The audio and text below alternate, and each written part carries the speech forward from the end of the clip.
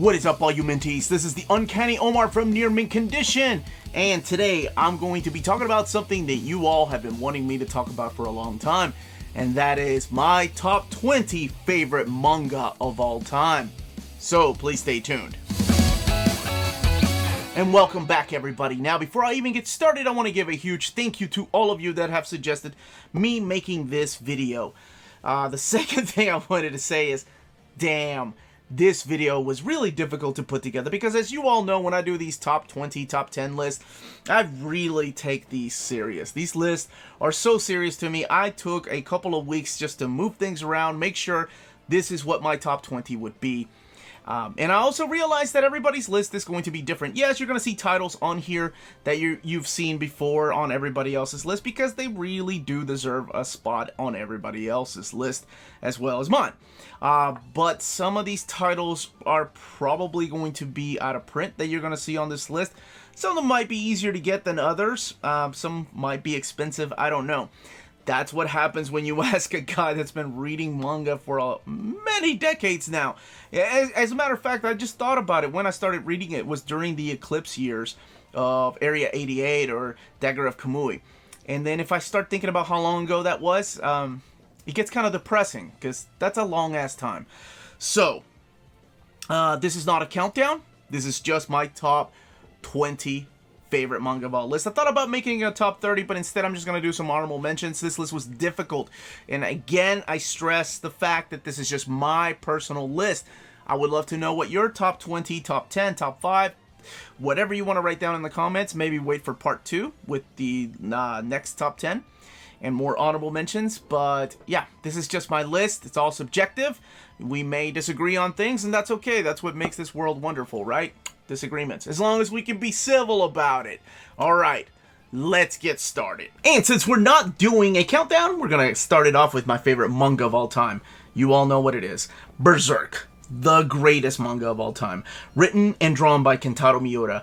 This is an ongoing story, still continuing to this day since 1989. We are 40 volumes deep so far. He takes hiatuses from time to time. We have 5 deluxe editions available. These are beautiful deluxe editions in the way I suggest owning them. But what is the draw to this book? Why do I love it? It's just such a dark and twisted story. It is about survival. It is about friendship and the meaning of friendship, the true meaning of betrayal, and just what it takes to survive in this world that is mainly dominated by darkness and demons. It is the struggle of a man trying to make it through life and trying to help.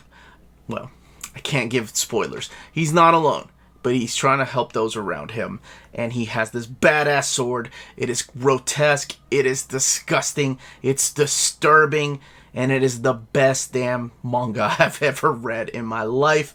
There are movies based on this. There is an animated show. There were 2 or 3 series later on that we don't talk about. Check out the movies if you do want to see what this is about. But I strongly suggest reading them. This is by far the best manga I've ever read.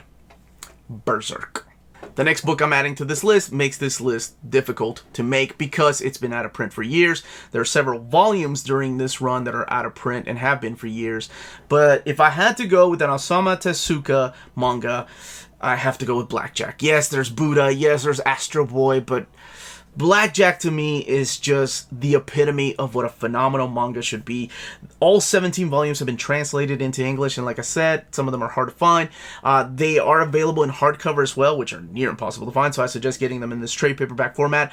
This series originally was published from 1973 to 1983, so it is 10 years that it took to tell the story of this wandering, wonderful soul named Blackjack. This is a surgeon. He is an amazing surgeon who yields a scar on his face, and the tragedy of all that is that he cannot heal the scar on his face. He is able to heal other people, and he usually does this good deeds without getting paid or any kind of recognition. He's teamed up with Pinocchio, who has her own little heartbreaking stories, and each of the stories are different. It's not really a continuation. It's more like an anthology of collected stories about people that need help. It reminds me a lot of Tales from the Crypt, if you're familiar with that magazine, or even the TV show, in the way that the stories treat the guest stars that appear in it. For example, the arrogant are taught lessons in humility. There is usually a good, humane person that endures hardship that has a good ending, but sometimes I say, it's often unavoidable death to save other people's lives that happens in this series. So I can't imagine another series, like, he was so far ahead of his time, because Tezuka's one of these creators that can do mature, he can do kid books, and I think this one lies somewhere in the middle with a lot of the heavy context within this book. It's wonderful. If you can find it, check it out. I'm not sure if it's available digitally, but it's definitely worth finding. Next up, Vinland Saga by Makoto Shikimura. This series has been translated here into English, and it's available in hardcover. I think it's like 2-in-1s. There are 23 volumes available so far. It is still ongoing in Japan. I know it got canceled once, but the sales of the book and demand by fans brought it back. So Kodansha brought it back, and hopefully will continue it all the way through. Now, what is this series about? Well, think Vikings, right? Think Game of Thrones. It's violent. It's gory. It is the story of Thorfinn, who is the son of this Viking named Thors. Snorson, that was his name. And Thors was a Jomsviking, which is like a mercenary. And he lives now with his wife and kids and in this peaceful village. However, he is later recruited to go back to the Jomsvikings to finish out a task. But it's all a setup because they want him dead. The Jomsviki Floki arrives at his village promising him that they need his help to do battle, but it's all just betrayal, and they sell him out to a group of cutthroat mercenaries. This is all punishment for Thor's deserting the Jomsviking 15 years ago. Now, these mercenaries are all led by Askeladd. I hope I'm pronouncing it right. I haven't seen the anime yet. And Askeladd ends up executing Thorfinn's father in front of Thorfinn, who wasn't even supposed to be on the boat. But of course, like many other epic stories, he finds himself in a location he shouldn't have been in and now has to live with it. So he ends up actually staying with the people that killed his father and is recruited by them as one of the people on the ship. Later on, there's bigger arcs that happen. Whether he returns back to his mother or not, you have to wait and see. It's a great story. It's brutal and gory. But I think the reason that I enjoy it so much is because it also focuses on the impact that it had on normal people like farmers and people that have nothing to do with this war and how they are affected by it. This is all historical fiction, by the way, so that adds a little extra, okay, a lot more extra points in there for me because I'm a big sucker for historical fiction. Gon by Masashi Tanaka. How do I go from brutal to something comedic and cute and wonderful? I don't know. It's just my taste varies, I guess. So this is the story of a little dinosaur and his adventures in well, I don't want to say prehistoric land because he's also sometimes in modern time, it looks like, but it's always out there with other animals. Now, you may be familiar with Gon because of Tekken 3. But how dare you not have read Gon? CMX has published it, which was DC's like manga line that they had for a few years. It's been published by, I want to say, what was it? DC had another line right before CMX. But anyway, recently it's been republished and reprinted by Kodansha, so it is available. There are only 7 volumes. And the artwork kind of varies, right? Like, when you can see when Tanaka was first starting out, what it looked like. But it's all comedic, and then sometimes it can pull at your heartstrings when some of the animals, like mothers, die, and Gon has to take care of the cubs or the bears. There are no words. There's no dialogue in this. It's easy for kids to follow. It's not gory or violent, and it's one that I gave my kids a long time ago as their first taste in manga. It does read from right to left, which most of these do. But I strongly suggest it. Like, if you're trying to get your kid in there to read some manga, this is a really easy book to get into. Or anybody that just loves animals that is not in the manga. This is the book for them. Number 5, Clamps X. How the hell do I pick a Clamp title? I mean, we've had Magic Knight Ray Earth, Cardcaptor Sakura, Tsubasa, Holic, just all these Chobits. I mean, all these titles I could have gone with, but I think the one that stood out to me is X, or as it was originally released here in America, X 1999. These are the 3-in-1 volumes.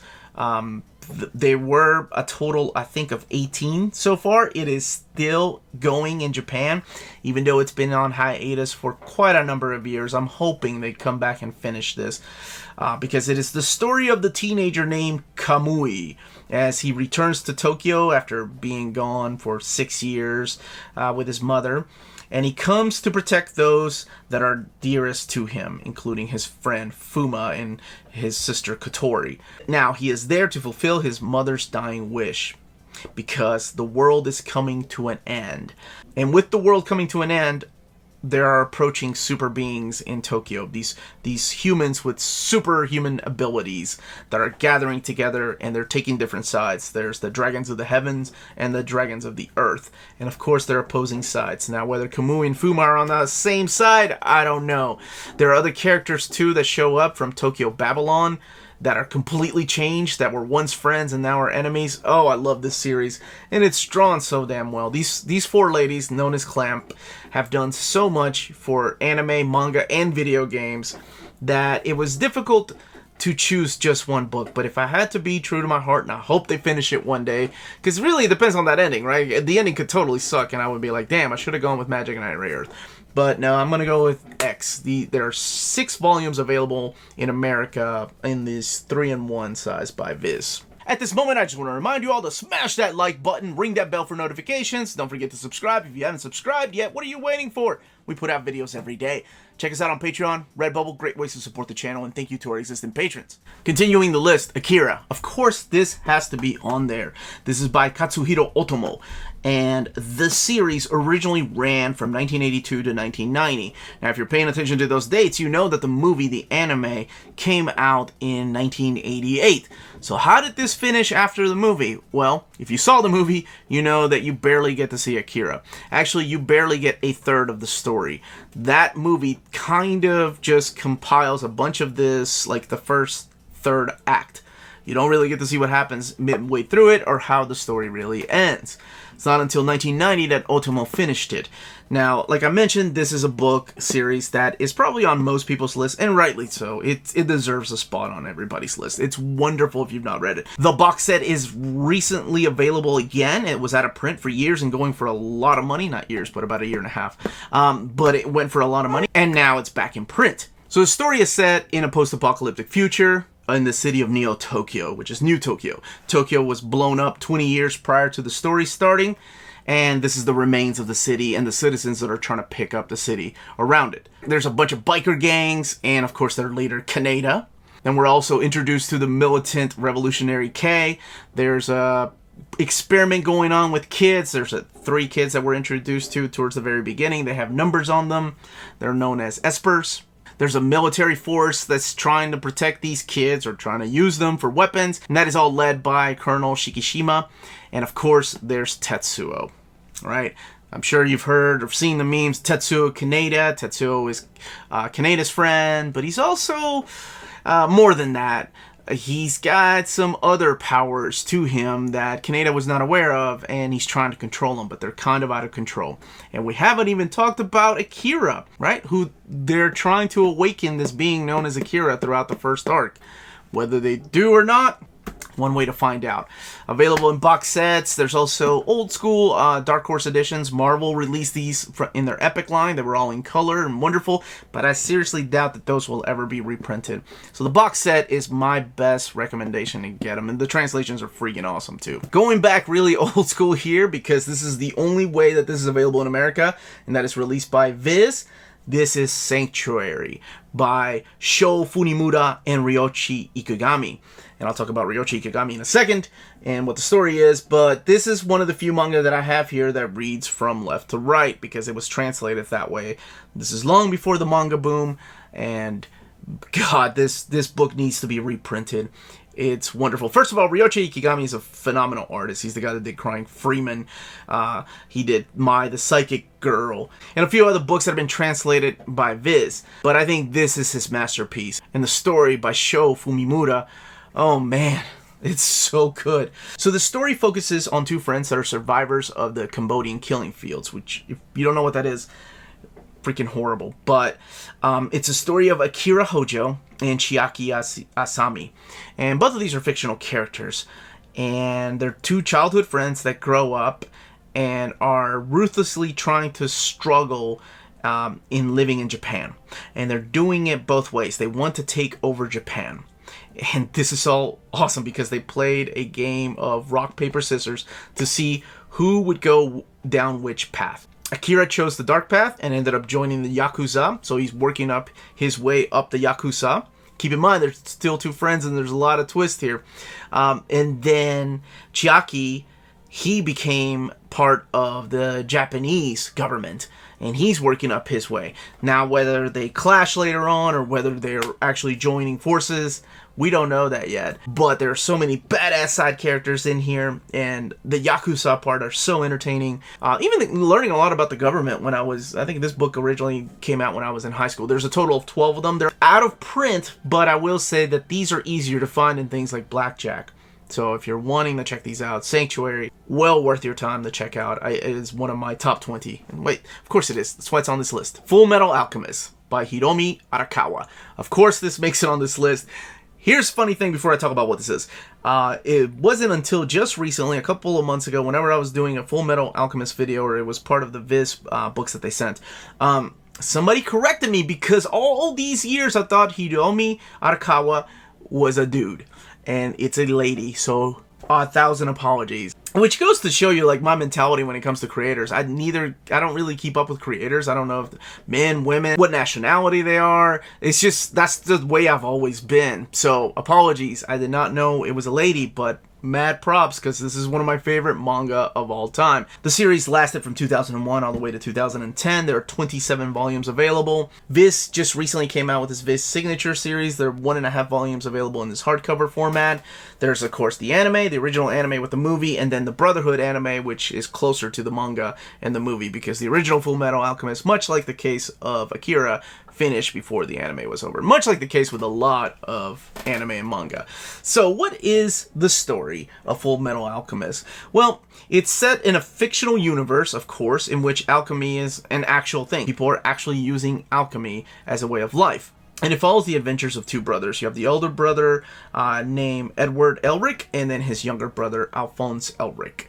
And they are searching for something called the Philosopher's Stone, not Harry Potter at all, to restore their bodies, because Alphonse is inside of this knight armor and Edward has lost some limbs because they were trying to bring their mother back to life using alchemy, which is a really dark story. And speaking of dark, there are a lot of dark elements that happen in this, and you wouldn't really see that when you're reading the first volume or two, because it seems like just a really fun adventure of two brothers just going and trying to find this Philosopher's Stone. But there's a lot of dark elements in here.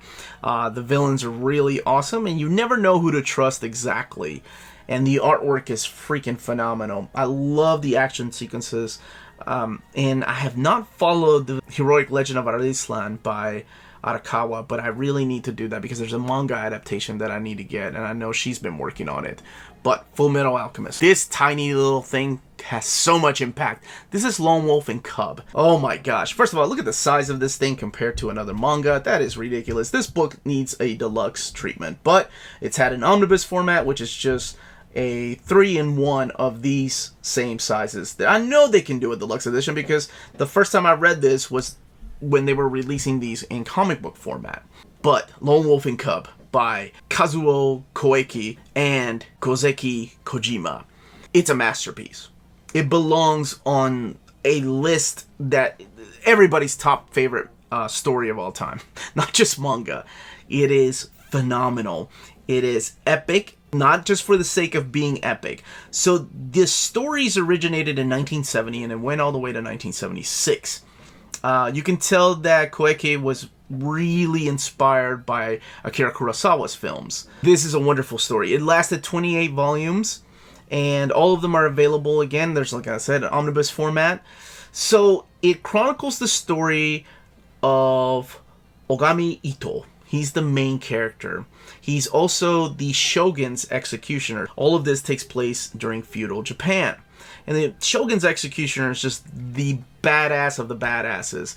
He is the assassin that makes sure that everybody that said they would commit suicide actually does it and chops their head off. And he works with the Shogun. However, and this is just a little bit of a spoiler, but I have to sell this book, and talking about this would just is so difficult without giving spoilers. However, he is set up, and his family is killed except for his little son, Daigoro. Now, this setup is so the Shogun can turn against him. So they want him to commit the ritual suicide and kill his son with him. This is when he decides things are wrong, and he decides to become a Ronin, which is a masterless samurai, and just roam the land. But before he does that, he swears an oath of revenge. And this is, to me, where it becomes just so epic. So he sees his son, and he gives his son an option. Keep in mind, his son is only 3 years old. And he looks at Daigoro and gives him a sword and a ball. If he takes the ball, he will kill his son, so his son can go to heaven and join the rest of his family. If he takes the sword, then his son will take that dark path with him to try to get revenge on all the people that did this to him. And that's where this takes off. So it is a wonderful epic, and it's one that I recommend to people that don't even read manga, because, well, for one thing, a lot of this has been translated left to right. This is one of the other few books that has been left to right, just because we haven't had a proper reprint of this yet. But also in the way that Kojima's artwork looks very cinematic and easy to follow, like almost like a storyboard. It's the way that he draws the landscapes and the way that he draws the battles that are just so easy to follow that anybody that follows along a American comic book should find an easier time following this than, say, something like Vinland Saga. And I realize I put Vinland Saga on this list, but I think this one here is just an easier time to get into for those people that are like, no, I don't want to read manga. Now, if black and white is an issue, then of course, stay away from this list. I don't know why, but you know, I get it. Black and white is not for everybody. But if it's not, and the only thing keeping you from reading it is just that you cannot get your brain to read from right to left, I think this is one of the few exceptions, just because of, like I said, it seems more like a storyboard done in epic format. And I cannot praise this book enough, and that is Lone Wolf and Cub. Now, before I get to number 10 on today's list, let's do some honorable mentions. And if you haven't seen yours yet, wait for part 2 before you start yelling at me. But no, let's do some honorable mentions, because this list was difficult. I'm serious. There were a lot of these that were in the original top 20, and then I had to move things around. But here are some honorable mentions. We have Tsubasa, Ranma 1/2, Gunsmith Cats, Parasite, Naruto, what the heck, Monster, how did I leave Monster out, Astro Boy, 1 Pound Gospel, Ghost in the Shell, and Vagabond. Like, that is one of my favorite samurai sagas, but those had to be cut out, so let's keep going. And to wrap up this list, another one of my favorite waifus, and I actually know what that is, thank you Tina, and that is Belle Dandy from Oh My Goddess, or Megami-sama, or Oh My Goddess, depending on how you read it or watched it. This is a series that just blew me away. It is all written and drawn by Kosuke Fujishima. Oh man, the artwork is so perfect, and he just gets better and better and better in the evolution of his art. Can all be seen in the 48 volumes of Oh My Goddess. And it is the story of Kaichi Morisato, who is a sophomore in college, and he accidentally calls up a goddess hotline instead of ordering, I think, pizza or Chinese takeout. And that's where Belle Dandy comes in. And his wish is for a girl like him to move in with him. Oh, man. And then her sisters come looking for her. So you have Erd, who's the goddess of, oh my god, perfection. And you have Scold, who is her little sister. And they want her back. So throughout this series, they encounter gods, demons, ninjas, and just all kinds of supernatural elements. From Buddhist temples, there's a lot of mechanical things in here too. So if you're into racing, like motorcycles and cars, Fujishima is a big fan of all that stuff. And you may recognize his artwork from You're Under Arrest. He also did the artwork for Sakura Wars, the video game. But this is, to me, top-notch just the relationship that develops from Kaichi and Bell Dandy. It is perfect. I love this manga. I'm glad they finished it out. Sadly, they stopped doing the omnibus format. I don't know why. Maybe we can get some deluxe editions. I've been pampered by these deluxe editions. So Dark Horse, let's make that happen. So yes, absolutely. Oh My Goddess belongs on this list. And that's today's top 10. Now, you can purchase most of these titles from our sponsor, cheapgraphicnovels.com, your online home for brand new graphic novels and collected editions up to 50% off the cover price. Cheap Graphic Novels prides itself on packaging your books so they arrive safely and in excellent condition, as well as prompt and helpful service. And check out their bargain bin for even greater deals up to 90% off cover price. And for you minties, Cheap Graphic Novels is running a special promotion. If you're a first-time customer, let them know you were referred by Near Mint Condition at the checkout, and you'll receive a credit for free shipping on your next order. Now, this is only for U.S. customers. Cheap Graphic Novels, your source for the hottest books with the kind of deep discounts, quality shipping, and customer service that will keep you coming back for more. And that was part 1. That was the beginning of my top 20 list. Actually, for those of you that have been following me for a while, and for those of you that have tuned in and actually listened to the things that I have to say, I would love to know what you all think is going to be in part 2. Just out of curiosity, I'm sure most of you all could probably tell what I left out of here that I will be including in part 2. But regardless, that list should be coming out next week, if not by the latest, the end of September, because I made you all a promise. But that's it. That's my top 10 so far. Again, not a countdown. Let me know in the comments down below what yours are, what your top 10, top 20. If you want to wait for part 2, that's completely fine and up to you all. What I left out, well, maybe wait for part 2 for that. Please, more importantly, everybody stay healthy, stay safe out there, and much love to all of you.